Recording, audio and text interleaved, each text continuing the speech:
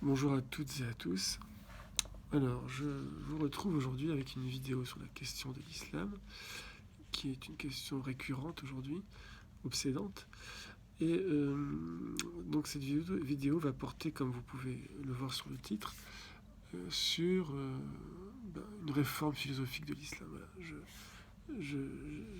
J'ai envisagé donc une réforme philosophique de l'islam. Alors évidemment, aujourd'hui l'islam est en question. L'islam est une question. Et donc l'islam est traversé par des mouvances contradictoires qui mènent cette religion à l'implosion, hein, au chaos, à la destruction, à la mort.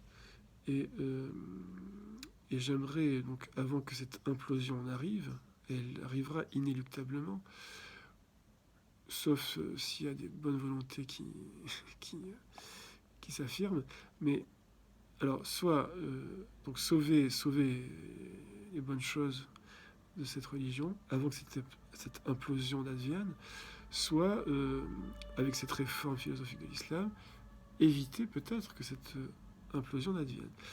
En tout cas, cette réforme philosophique de l'islam me paraît terriblement nécessaire. Voilà donc, cette réforme, je la commence par une approche philosophique du texte fondateur, le Coran. Donc une approche évidemment sans a priori, sans présupposer, une approche de la pensée libre qui déduit logiquement, pas à pas. Voilà.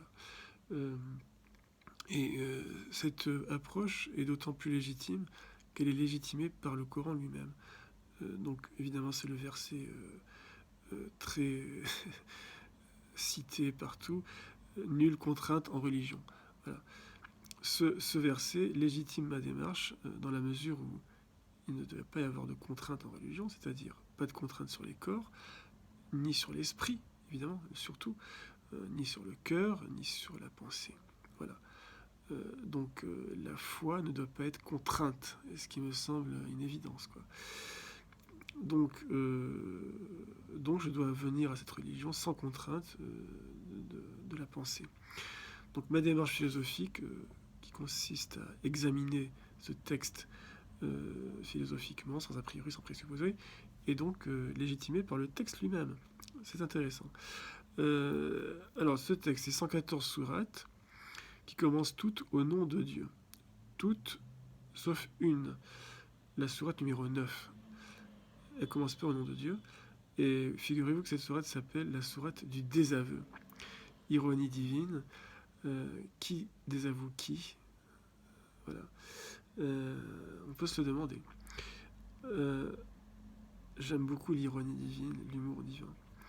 Et là, manifestement, c'en est. Cette sourate n'a pas été établie au nom de Dieu. Bon. Donc, le contenu de cette sourate n'est pas authentiquement la parole divine. Hein. Sinon, il aurait été établi au nom de Dieu. Donc, ce contenu, c'est le résultat d'une altération, au minimum, de la parole divine. Au minimum, hein, c'est le résultat d'une altération. Et au pire, c'est les hommes qui ont écrit cette sourate. Voilà. Donc au minimum, c'est une parole divine altérée. Altérée.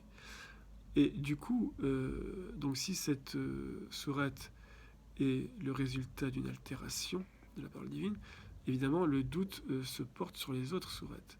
Le doute est le moteur de la pensée libre. Je doute, donc je pense, disait Descartes très justement. Donc si on étouffe le doute, il n'y a plus de pensée. Donc le doute se porte sur les autres sourates. Et donc la question se pose. Et la réponse, elle vient du texte encore, sourate de l'événement, numéro 56. Que dit cette sourate? Qu'il y a un noble courant bien gardé aux cieux, que nulle main impure ne peut toucher, que nul impur ne peut toucher. Donc, un noble courant, le texte ne dit pas le noble courant, donc ça suppose qu'il y en a d'autres, hein, parce que sinon on aurait dit le noble courant. Donc, ça suppose qu'il y en a un autre. une autre version, disons, un autre Coran. Et effectivement, donc, il y a ce Coran céleste, hein, bien gardé aux cieux, qu'aucune main impure ne peut toucher. Et il y a, donc en toute logique, un Coran terrestre que tout le monde peut toucher, pur ou pas pur. Tout le monde peut toucher le Coran terrestre, il l'achète en librairie, et voilà. Ou bien il le consulte à la bibliothèque. Donc, ce Coran terrestre n'est pas le Coran dont il est question dans cette sourate de l'événement. Voilà, puisque tout le monde peut le toucher. Donc, c'est pas de ce Coran dont il s'agit. Donc, le Coran terrestre n'est pas bien gardé, et il est altérable, et je dirais même qu'il est altéré. Et on l'a vu avec la sourate numéro 9. Voilà. Donc, véritablement, maintenant, c'est la déduction qu'on peut faire, ce Coran terrestre est une altération, au moins partielle, du Coran céleste. En tout cas, selon le texte, hein, tout ça vient du texte, c'est ça qui est extraordinaire. Donc il y aurait donc un Coran céleste qui serait la parole divine authentique, intacte, etc. Et donc ce Coran terrestre qui serait une altération au moins partielle de ce Coran céleste. Voilà la déduction à laquelle on arrive. Et alors ensuite, évidemment, la question se pose. Il faut séparer le bon grain de l'ivraie. Le bon grain, c'est les paroles divines authentiques, et l'ivraie, ce sont les paroles qui ne sont pas authentiques, qui ont été peut-être altérées, peut-être qu'on a rajouté des trucs, peut-être qu'on en a retranché, on ne sait pas. Donc séparer le bon grain de l'ivraie, voilà ce qu'il faut faire si on veut être vraiment rigoureux, honnête et sincère dans sa quête de vérité. Et dans sa quête pour y voir clair, tout simplement, pour y voir clair. Alors justement, parlons de clarté. Comment séparer le bon grain de l'ivraie, sur quels critères, etc. Réponse, là encore, dans le livre, réponse sourate de la lumière, numéro 24. Sourate numéro 24, sourate de la lumière. Eh bien, dans cette sourate, c'est fabuleux, parce que la nature divine est décrite. Voilà. Qui est Dieu? Eh bien, c'est la lumière. Dieu est lumière, c'est ce qui est écrit dans la sourate numéro 24, sourate de la lumière. Dieu est lumière, et ensuite, juste après, il y a une image ou une métaphore qui décrit ce que c'est que cette lumière divine. Alors, voilà la métaphore, très, très intéressante. C'est une lampe à huile sans flamme qui éclaire. C'est incroyable. Logiquement, une lampe à huile, il y a une flamme qui éclaire. Bon, la flamme consumant le combustible, l'huile. Là, c'est une lampe à huile dont le combustible n'est pas touché par une flamme. Voilà. Le combustible n'est pas consumé par la flamme. Il n'y a pas de flamme. L'huile éclaire sans flamme. C'est extraordinaire. Bon. L'huile, c'est une image, hein, c'est une métaphore. Donc, l'huile est dans cette lampe. Cette lampe est dans une sorte de réceptacle, de récipient en cristal. Voilà. Et donc la lumière de l'huile est diffusée.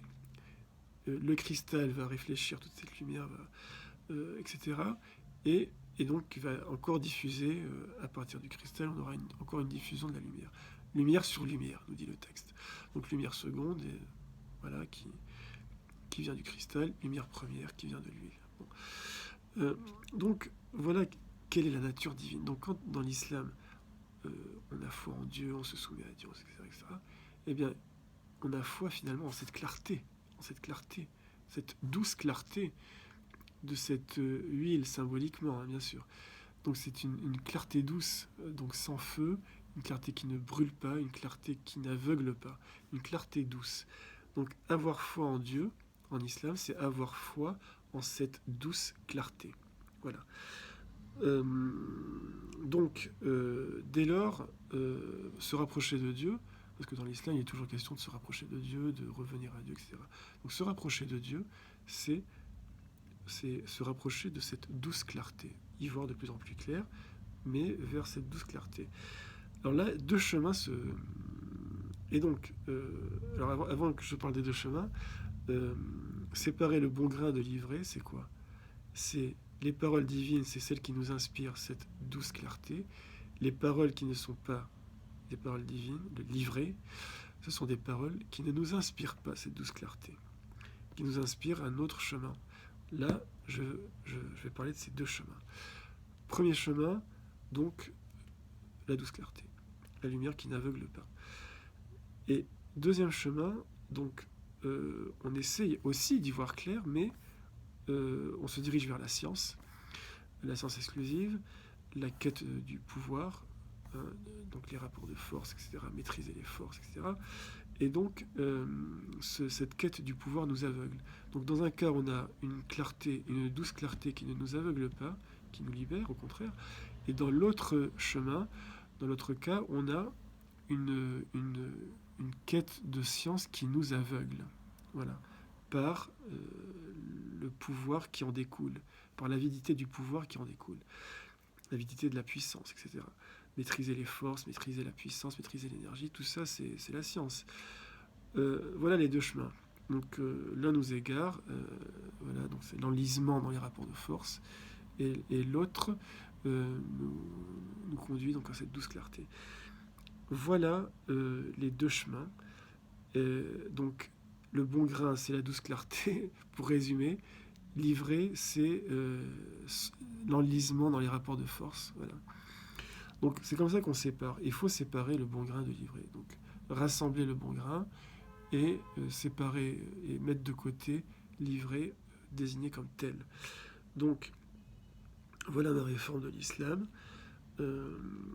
Alors pourquoi donc en fait ma réforme de l'islam consiste à considérer le Coran comme un véhicule, non pas comme le but, hein, mais comme un véhicule simplement. Un véhicule. On lui demande de nous amener à destination. C'est tout ce qu'on lui demande à un véhicule. L'essentiel, c'est la destination. Bon. Donc le véhicule peut être imparfait et nous mener quand même à destination. Hein, on peut avoir une voiture qui roule mal, mais arriver quand même à destination, sain et sauf. Voilà. Donc, vous voyez, donc en fait, ma réforme consiste à dire que avoir foi en la clarté divine, en la douce clarté divine, est évidemment bien plus important qu'avoir foi en la perfection du Coran. Bien plus important. Voilà. Donc certains musulmans croient plus au Coran qu'en Dieu. Il y a un problème. Donc le Coran, c'est un texte qui est inspirant, mais qu'il soit parfait ou pas parfait, peu importe. L'essentiel est qu'il nous ouvre des perspectives de clarté vers cette douce clarté donc, qui est décrite dans la sourate de la lumière. Donc, voilà ma réforme de l'islam. Si vous voulez, cette réforme, elle a pour but aussi d'en finir avec cette histoire de salut, en quelque sorte, de salut préacquis. C'est-à-dire que j'atteste du Dieu unique et de son prophète, ça y est, je suis sauvé, je suis musulman, je suis sauvé. Non. Le salut est l'aboutissement d'une quête de vérité, d'une quête de clarté. L'aboutissement.